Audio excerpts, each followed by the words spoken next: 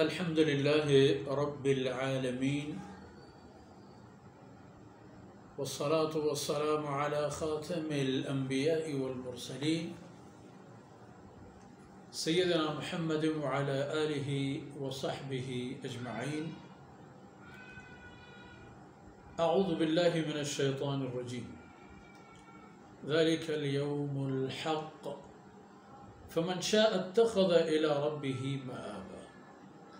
إنا أنذرناكم عذابا قريبا يوم ينظر المرء ما قدمت يداه ويقول الكافر يا ليتني كنت ترابا. سبحانك لا علم لنا إلا ما علمتنا إنك أنت العليم الحكيم. رب اشرح لي صدري ويسر لي أمري واحلل عقدة من لساني يفقه قولي واجعل لي وزيرا من أهلي رب زدني علما وارزقني فهما ثم أما بعد. گرامی قدر ناظرین، حاضرین، بھائیوں، بہنوں اور پیارے بچوں، آخری آیتیں ہیں سورہ نبا کی. جو باتیں آپ نے دیکھ لی، سن لی، پڑھ لی، سماعت فرمائی، اب بعد کی باتیں بھی دیکھ لیجیے. ذالک الیوم الحق، قیامت کا یہ دن، اور قیامت کا یہ دن اپنے تمام حالات اور کیفیات سمیت یہ ایک اٹل حقیقت ہے. اسے ہو کر رہنا ہے. آپ کو اس لیے باخبر کی جاتی ہے تاکہ آپ کی تیاری ہو سکے. اور ویسے بھی انسان کی سادگی یہی ہے کہ وہ اس دنیا کی زندگی کو بہت کچھ یا سب کچھ سمجھ جاتا ہے، حالانکہ دراصل دنیاوی یہ زندگی اور یہاں کے حالات و ماحول اور وسائل یہ آخرت کے لیے، اخروی زندگی کے لیے میرے اور آپ کے وسائل اور سرمایہ ہے. خیر، ذالک الیوم الحق، یہ ایک حقیقت دن ہے جو آخر اس کو آنا ہے، اور ایسا آنا ہے کہ کوئی بھی انسان یا کوئی بھی مخلوق جو ابھی دھرتی کے سینے پر ہے، کوئی بھی مخلوق ایسا نہیں ہوگا کہ وہ اس دن کے دیکھنے کے اسے مستثنی قرار دی جائے. حیوانات کو بھی، کیڑے مکوڑے اور چرند پرند کو بھی، اور انسان کے لیے تو حساب و کتاب اور سب سے زیادہ اہم ترین اور پریشان کن ترین یا خوشنما ترین موقع ہو. تو فمن شاء اتخذ الى ربه مآبا، یہ دن جو خیر آ رہا ہے اس کے بارے میں آپ کو باخبر کیا گیا ہے، اس کی حقائق واضح کر دیے گئے ہیں. اب پھر آپ کی مرضی، چاہیں تو اس دن کے لیے اپنے لیے کوئی تیاری کر لیجیے، اللہ کی بندگی کی طرف زیادہ توجہ کیجیے، اللہ کی عبادت میں خلوص کا زیادہ مظاہرہ کیجیے، اور اللہ رب العزت کی نافرمانیوں سے ہاتھ کھینچ لیجیے، اپنے آپ کو ان سے دور کیجیے. فمن شاء اتخذ الى ربه مآبا. اور پھر جہاں تک حالات واقعات کی بات ہے، اس دن انا انذرناکم عذابا قریبا، اے ابن آدم تمہیں باخبر کیا جا رہا ہے، تمہیں ہم نے اطلاع دی، بتا دیا، کھول کھول کے ایک ایک بات، ایک ایک چیز واضح کر کر کے تمہارے سامنے رکھ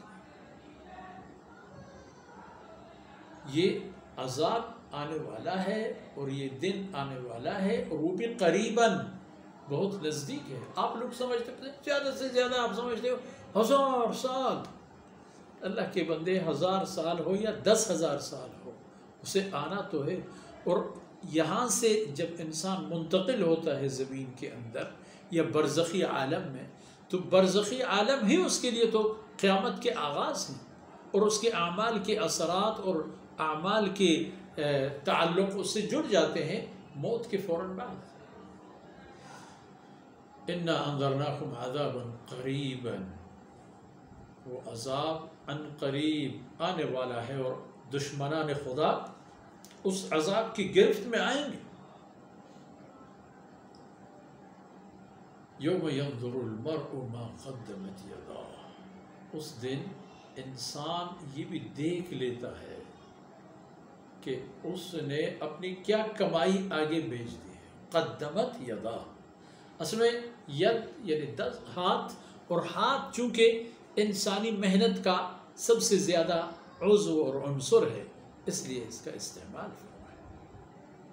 یعنی ہر وہ عمل جو انسان اکتساب کرتا ہے، چاہے وہ اچھے اعمال ہوں یا برے اعمال ہوں، ان اعمال کی بدولت اس کے لیے پھر فیصلے ہوں گے۔ یوم ينظر المرء ما قدمت یداہ، متقی اعمال صالحہ کو دیکھ لے گا، اہل ایمان اعمال صالحہ کو دیکھ لیں گے اور ان کے نتائج پائیں گے، اور اہل کفر اور طواغیت، اللہ اور اس کے رسول کے نافرمان اپنے برے اعمال کو دیکھیں گے اور برے اعمال کی قیمت اور صلہ دیکھ لیں گے، اور اس کی گرفت میں ہوں گے، ان کے لیے کوئی اور راستہ نہیں ہوگا فرار کا۔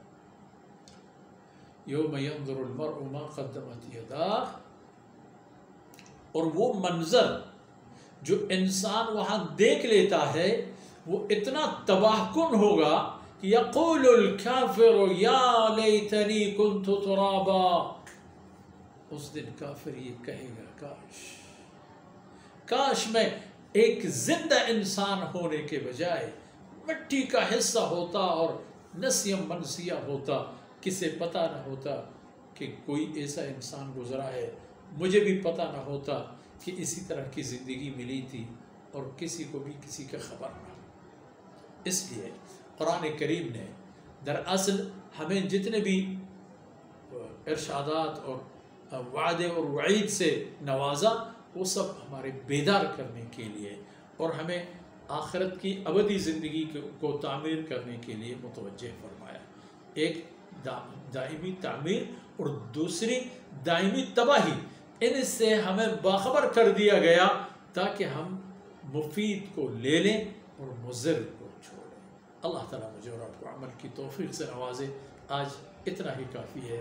اللہ رب العزت سے قبولیت اور اپنے عزیزوں کے لیے عافیت اور پورے دنیا کے لیے سلامتی اور تندرستی اور اللہ کے رحمتوں کے بول بالا ہونا ہی ہماری دعا ہے۔